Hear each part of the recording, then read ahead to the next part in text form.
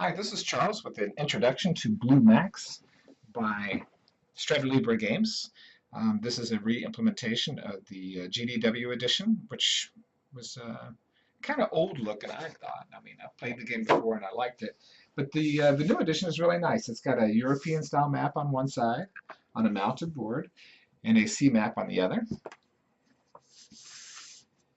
And to just kind of go over what's different about the game, the planes are hexes now, so it's really nice because you can see the direction A, B, C, or D, which will take damage and you're firing out. So it kind of forces you to follow the hex grid. So when you do your turns and your maneuvers, you know exactly where you're pointing, which way you're going, and things like that. One of the first things you'll do is select a plane that you want to fly. Each plane has statistics. So for example, this plane has a ability to take damage of 19 points on the fuselage, 6 on the engine, 16 on the wings. It has 1 machine gun. It can take 4 damage on the tail.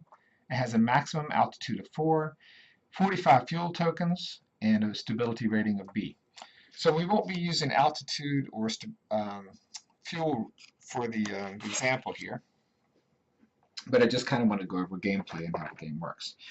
So one of the first things you'll do is select the starting position and put your starting chit on the board. This helps you remember where you started in case you make a mistake in your movement. It helps you remember which direction that you're flying from. And the starting position for our plane is, we'll select 1111 here. So the first thing we'll do is notate on this chart our starting position is 1111. Each plane has a starting maneuver,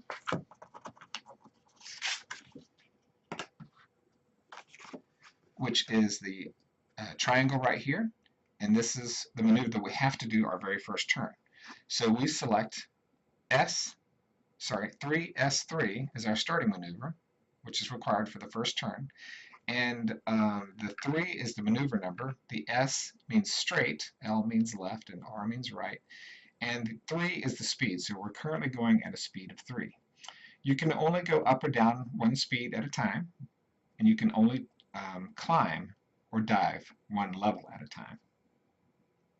So it's important to remember that you have to be going at least a speed of 2, I believe, in order to climb. And you cannot climb higher than your maximum altitude. But again, we won't be going over altitude today.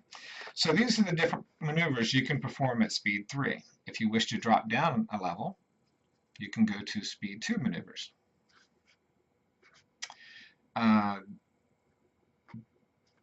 There are special symbols besides some of them. So again, this is highlighted in black, and that is a straight maneuver, which is required before you do an acrobatic maneuver, which is highlighted in red. There's also some special icons here, which indicate special abilities like putting out fire, gliding, and such like that. But the most important thing to remember is if you want to do a red outline maneuver, you must do a straight maneuver before you do that. Okay, so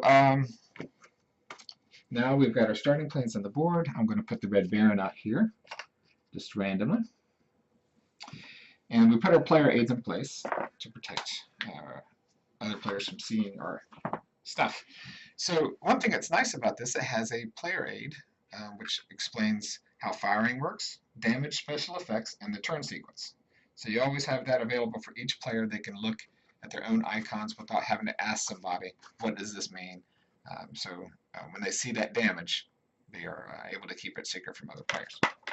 So it's important to keep as much information as possible secret in this game. Of course, where your plane is on the board, and there are certain things that are exposed.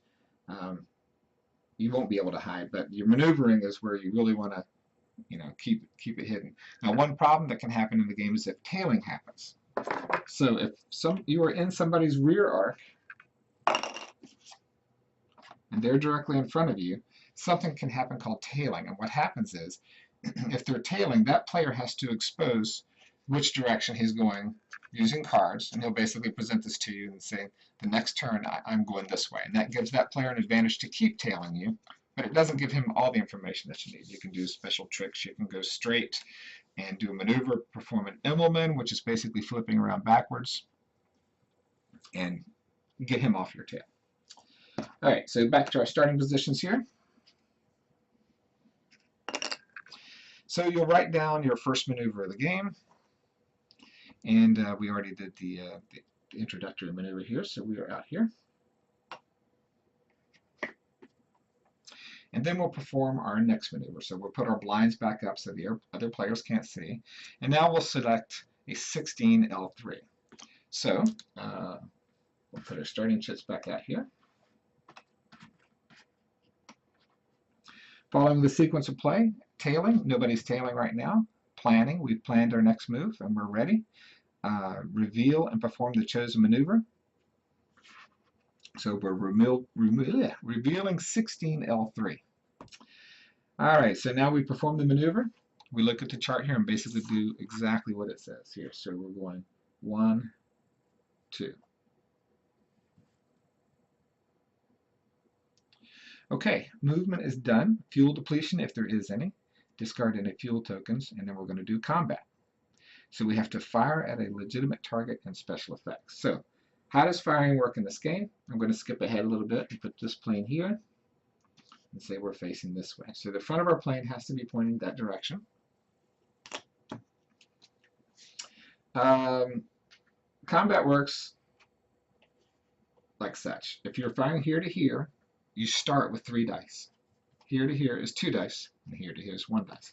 There's also some modifications that you can do when you're firing as well. So short burst means you get no additional die.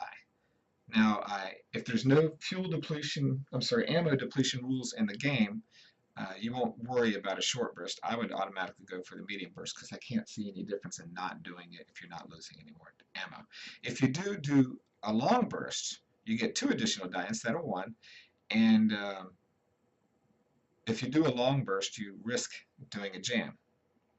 So now you check the stability rating. If the plane is an A, B, or A, you add 1. If it's a C, you get 1 less die.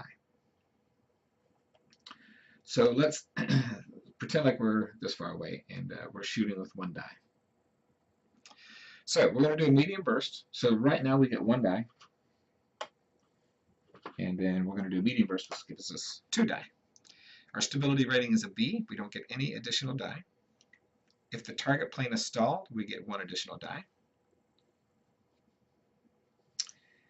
If the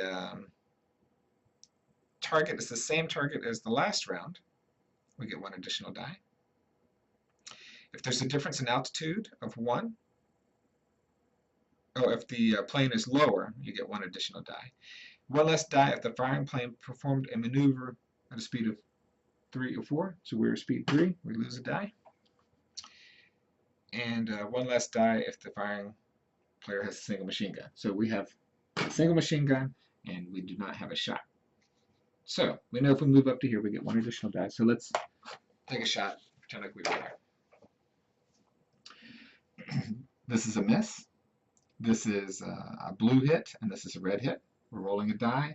He's going to take a hit on his A, and that's going to be a blue. So we look at the blue A deck here. We pull this out, and we do the blue damage. So on his sheet, he will take a wing damage, and then a wing special effect happens. So we have a torn wing, and we cannot do any acrobatic maneuvers, and we do 1 damage on the Red Baron's plane. Okay.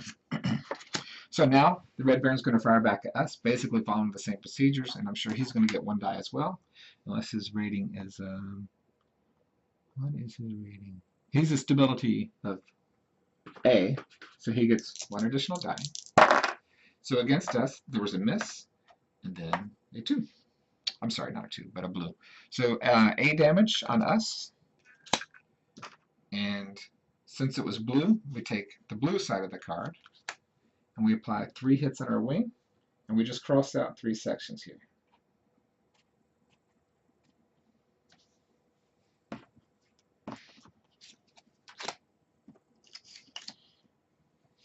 Okay, that's how combat works. After combat is done, is resolution, apply damage, and any special effects. So we would get out the torn wing marker for the Red Baron. Somewhere in here.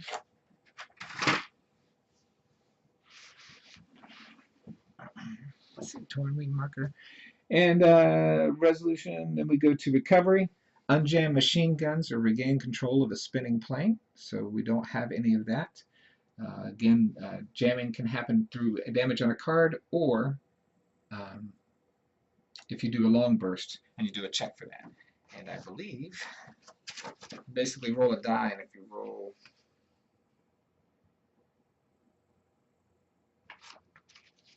recovery.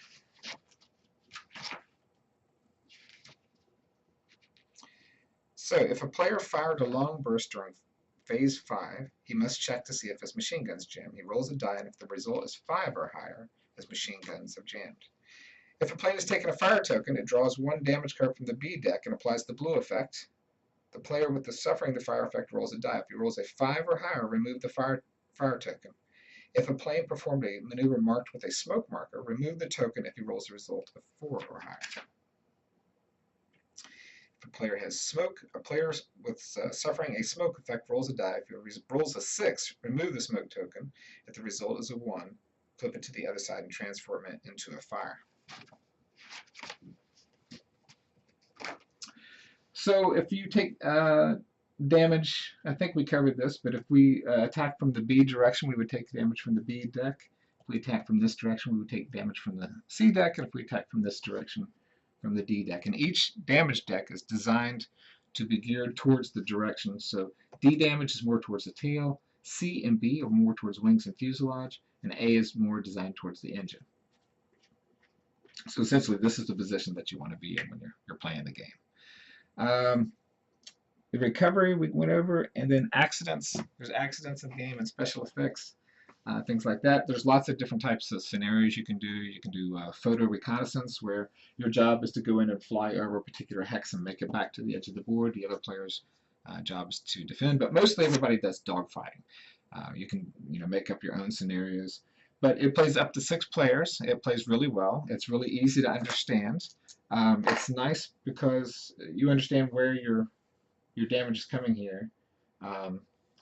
If you take full damage in any one area, you start to spin. And there's also other things in the game that can cause you to spin, and you can recover from those, but basically you'll lose altitude. The higher you are, the better you are with altitude rules and things like that. The markers are really nice. You've got smoke and fire. You've got observers in the game, which you can place an observer in the back of the plane and have them shoot out the back for you. They have a blind spot directly behind them. Some markers to indicate your altitude changes if you're using altitude rules. And that's pretty much it. I hope you enjoyed the review. It seems to be really fun. I'm hoping to play this Tuesday, and I might give you a post-session report.